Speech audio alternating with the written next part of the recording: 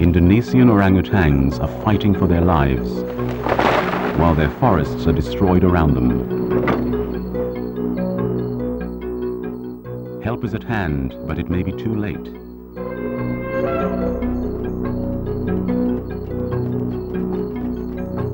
There are only 20,000 orangutans left in the wild. Unless destruction is halted, there may be none left at all.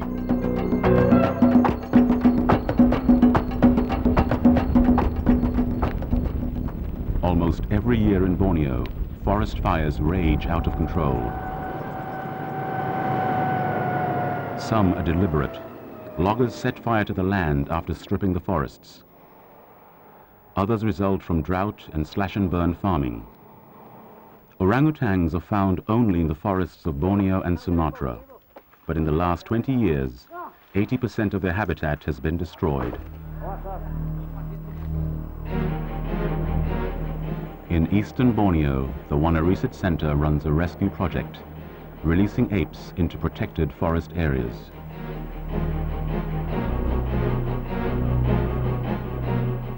Dr. Willie Smits, an ecologist, began the release program in 1991.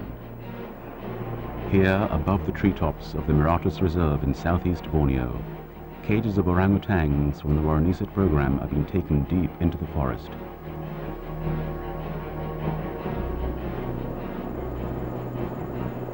Willie Smits is coordinating the biggest ever release of rehabilitated orangutans. The orangutans are the largest arboreal animal in the world, and they have the slowest reproduction rate of any animal in the world. So they need large areas of prime habitat, very good forest, and unfortunately the forest is being fragmented more and more, and the space is just disappearing in front of our eyes, and that is the basic reason why these orangutans are being pushed to the brink of extinction.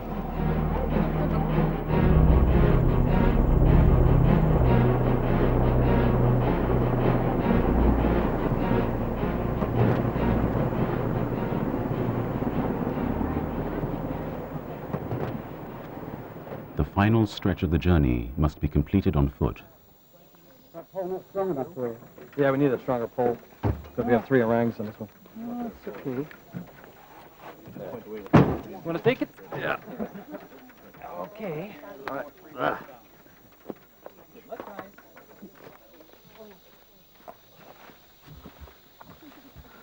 It didn't seem like 30 or whatever they were supposed to. The team releases orangutans only in the most remote areas, where the threat from man is smallest, for now at least. But in troubled Indonesia, it seems almost nowhere can be considered safe forever.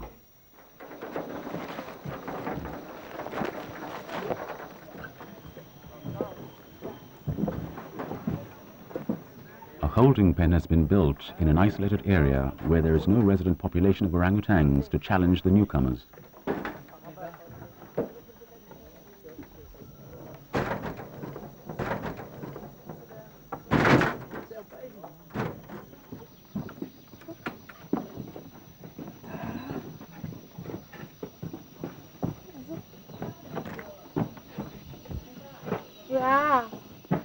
WHISPER, the World Society for the Protection of Animals, funds the reintroduction project. Victor Watkins is WHISPER's Director of Wildlife.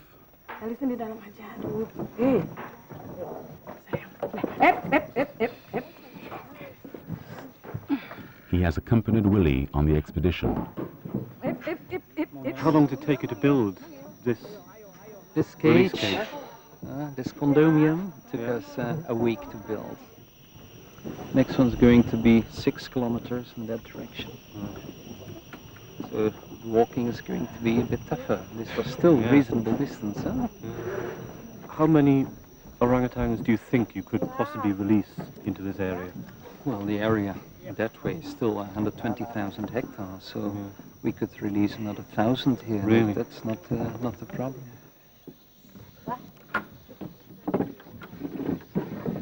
One of the managers of the Wanarisit team is Nita Bostani. She explains to Victor how they work. Yeah, they look pretty stressed out now. How long will it take before they calm down? It's normally around a week. Really? But it's also under observation with the field technician. Do you know why we put separate compartment in here? We have three separate Why?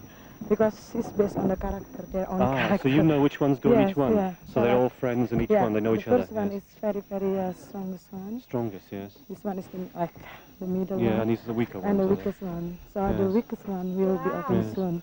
So you know each orangutan very well, each character, which is essential to make sure that they get on well back in the wild. Tita. Can you just make a distance, please? The hand-picked orangutans are 4 to 5-year-olds. They'll stay in this pen for a few days. It's a safe place where they can calm down after the journey and get used to the sounds and the smells of the jungle. Some are already keen to take a closer look, but must be discouraged for now. There'll be plenty of time to explore once they're rested.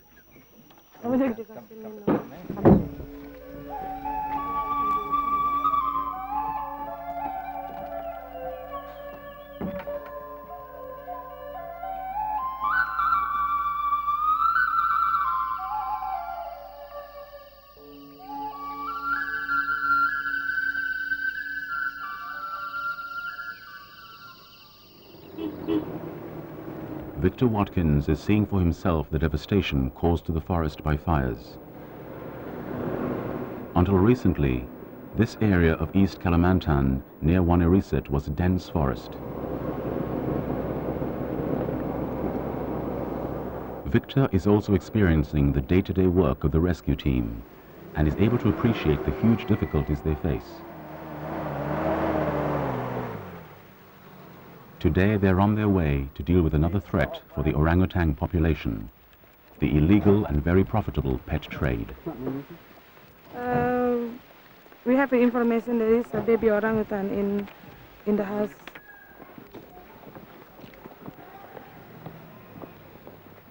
The meltdown of the Indonesian economy makes any extra source of income very tempting. Some villagers kill females and take their babies in order to sell them. On the international black market, a baby orangutan can fetch several $1,000s, although the villagers get only a fraction of that. A network of informers passes information about illegally held animals. The teams had a tip-off. There's one in the village. They have to be relaxed in their approach. It won't help to be confrontational.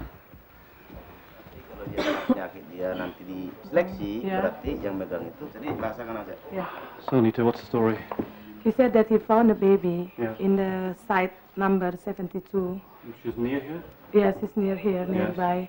And she claimed that the baby is just left, the mother is left behind the baby, so they take the baby and bring it home. And he was have been taking care of the baby for 4 months. 4 months? Yeah. Right. It seems that the orangutan was genuinely orphaned, although they have only the man's word for it. So they kept it out here. 4 months, yeah. After months in a tiny cage, the baby is likely to be in very poor shape. Too terrified for coaxing, it has to be pulled out of its prison.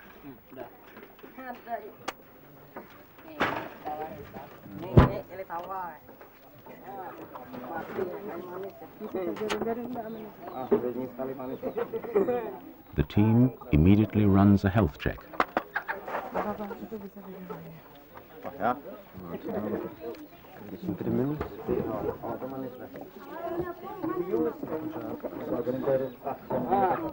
Despite its ordeal, the baby appears to be in reasonable physical condition. The confiscation is resolved amicably. It's just as well. Nita and the team cannot always rely on the law or the legal system to help.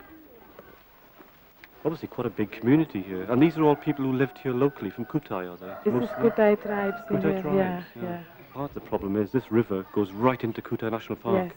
So anyone could easily be getting animals from getting Kutai, out, bring them down the river and sell them to whoever they want to.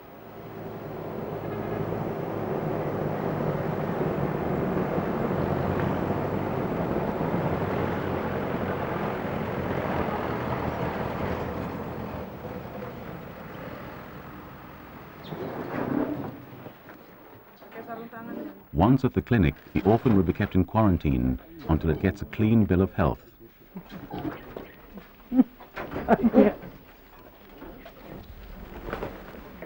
Vets take hair, nail and blood samples. These will be sent to the capital of Indonesia, Jakarta, for analysis.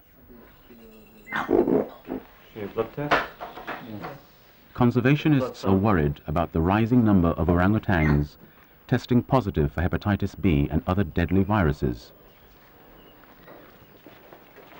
Later that night, Nita gets another call. She must impound another baby, this one in much worse condition. Where do they keep it? In the toilet. In the toilet? It's nearby the toilet. Tied up or chained up or in a box? No, it's just put on the box. In a box? Yeah. Yeah, it's too young to do anything. Yeah. And what do you think happened to the mother? They killed it, but... They killed the mother. There's so many babies like this being caught recently and sold. How many have you rescued in the last few months? I think it's around 70. 17? Yeah. Oh, so... But for each of those 17 babies, the mother's dead. Yeah. Yeah. It's a terrible situation. The Wana research team have never been so busy. The next day, Nita is called out again. This time, there are 2 adult orangutans to rescue with the help of the forest rangers. They're living in the only large tree left in what was once a forest and have nowhere else to go. If the rescue team hadn't found them, the orangutans would fall victim either to hunters or starvation. But no amount of persuasion is going to bring them down from their refuge.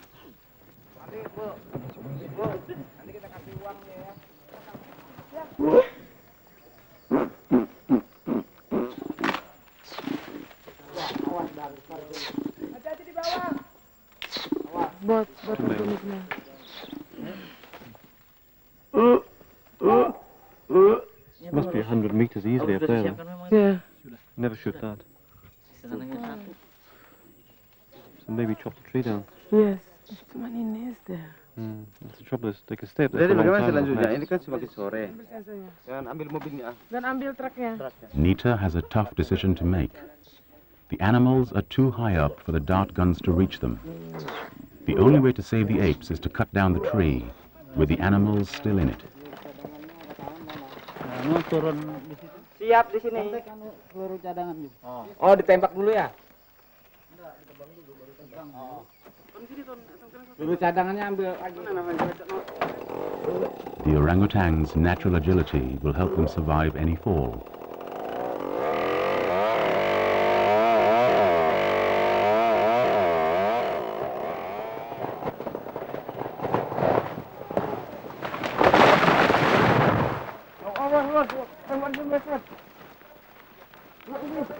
But the pair quickly find themselves a new refuge, clinging to the slim branches of smaller trees.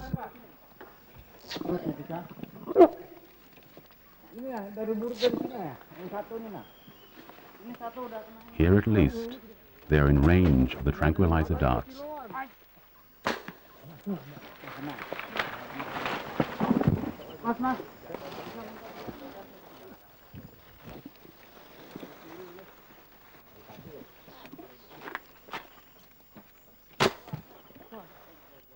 The second orangutan reacts quickly. He pulls out the dart.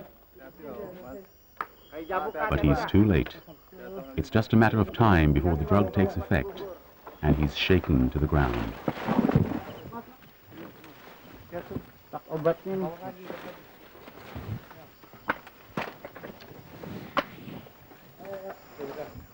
It looks brutal, but these animals have been saved from certain death.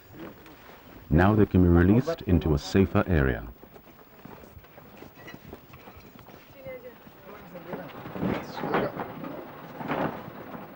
The team returns to Wanariset with the rescued animals.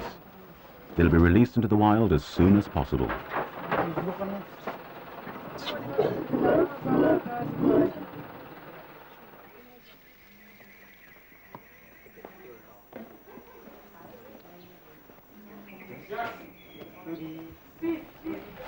The tiny orphan found in the toilet will be staying much longer, until she's 4 or 5 years old and able to fend for herself.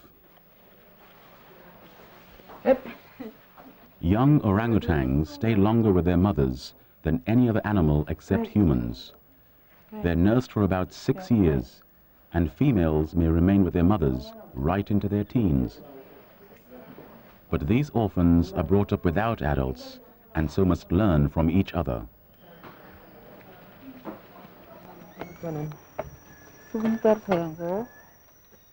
The tiny orphan's fingerprints are taken for identification. Now she's checked in, she'll be adopted by a surrogate human mother.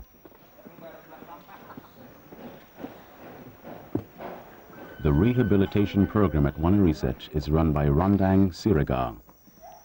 We try to do our best to develop the system to take care of the baby. We put the animals according to their age. For the baby less than 10 months old, they still depend on their mother. We have some ladies here to help them, to take care of them as their own mother for about 8 hours in a day. So they get a chance to play outside, things like what their mother did for them.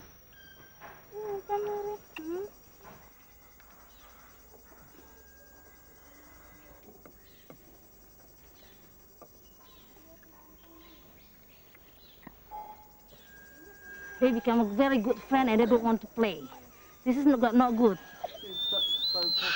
Oh, she's so upset because they're really attached to each other. And then here they have to play actually. So we didn't let them just sitting on the ground, just holding to each other. We asked them to play.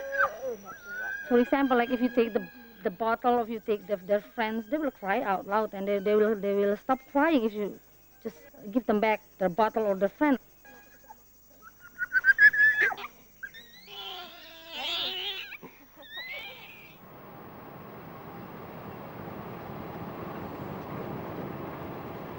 In parts of the country, some of the forests are being replanted, but with fast-growing trees that are no use for orangutans.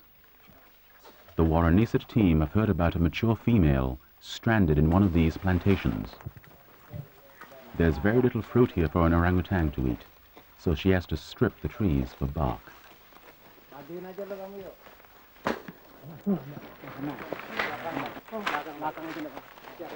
Hundreds of orangutans have died in this area.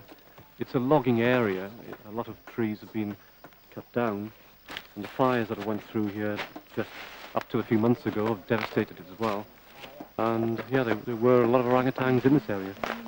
Not only orangutans, but some bears and many other wild animals. Now, there's nothing, showing no real signs of falling asleep yet. The ape is very high in the tree, and after several attempts at darting her, the anesthetic still doesn't appear to be working. The team are going to have to wait and see. Yeah. Pretty sure she's asleep up there. Finally, she drops, but misses the net. All right. It's okay. Yeah. Orangutans fall naturally from the forest canopy. Luckily, it relaxed when she fell, so not a problem.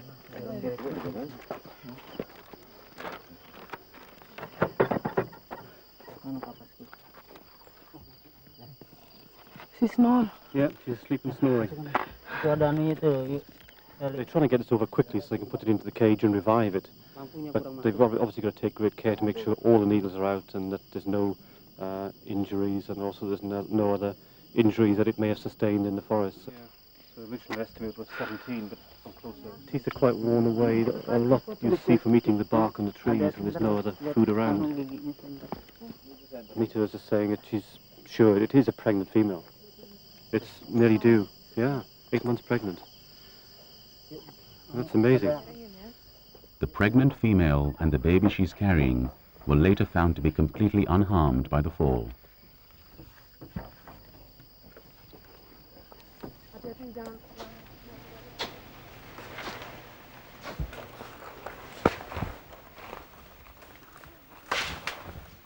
Unlike chimpanzees and gorillas, orangutans don't generally live in social groups. At Wanariset, they have to live together. There are just too many orphans for any other system to work.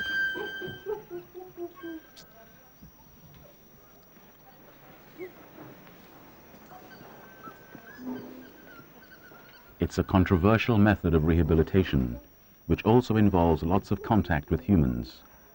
As they grow older, that contact is reduced to help them become independent and develop a healthy fear of man. We hope they can learn from their friends. We reduce them to contact with human, hoping that they're starting to learn that human is their enemy, so they won't get caught again in the forest once we release them. On the day we have to release them, I have two different feelings. First, I'm sad because I have to let them go, because after I've been with them 2 or 3 years, and I really get attached with them. Actually, I really attach them while they're in the juvenile cage. But after that, I try to reduce my contact with them while they're put on the socialization cage. But it's still sad for me. But the other feeling is I'm really happy because they will go to the place where they belong, and I hope that they could survive, because the forest is really the best place for them, not here. I'm just trying to be a good mother for them and do my best to prepare them to go to the forest. Rachel, jangan. Sana, balik ya. Balik ke sana. Since the Wanariset program began, 236 rescued orangutans have been released into the wild. In the Meritus Reserve, Willie Smits prepares to open the hatches of the holding pen and to give his young charges a taste of freedom. We're going to open the cage for the little ones first, and so they get a chance to explore the environment first, and that they are not immediately bullied away from the food that we will be providing for them.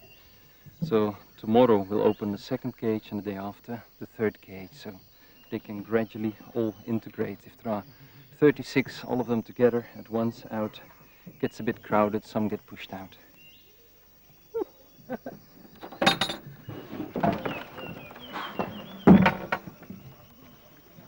This is the real test for Willie's rehabilitation program and its controversial methods. Have a look, guys. Come.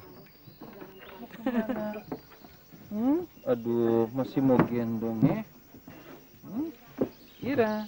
They're not in a hurry at all. You would expect them to rush out in the trees, but no, they're just waking up and think, well, let's explore this place a bit, eh? Finally, something positive. Yeah. Nah, gitu.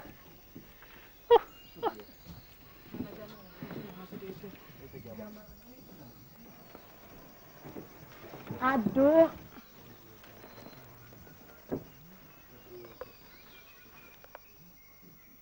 Don't want to let go of each other. Nih, makan dulu. Mau. Naik situ.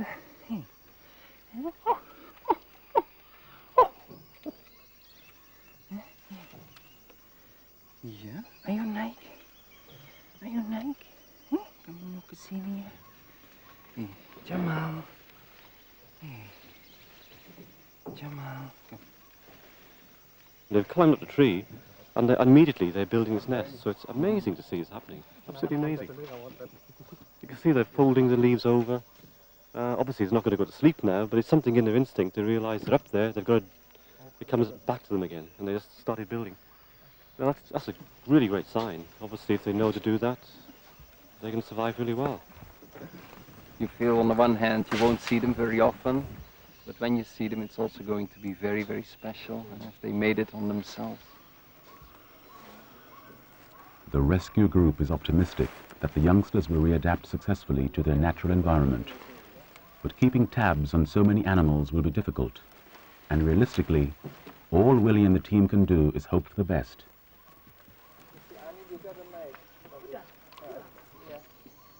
Like all wild orangutans, these youngsters still face an uncertain future. The love that they have, that is just so heartwarming. And if you see how they need each other, if you look them in the eyes, you see almost human eyes, and they express feelings.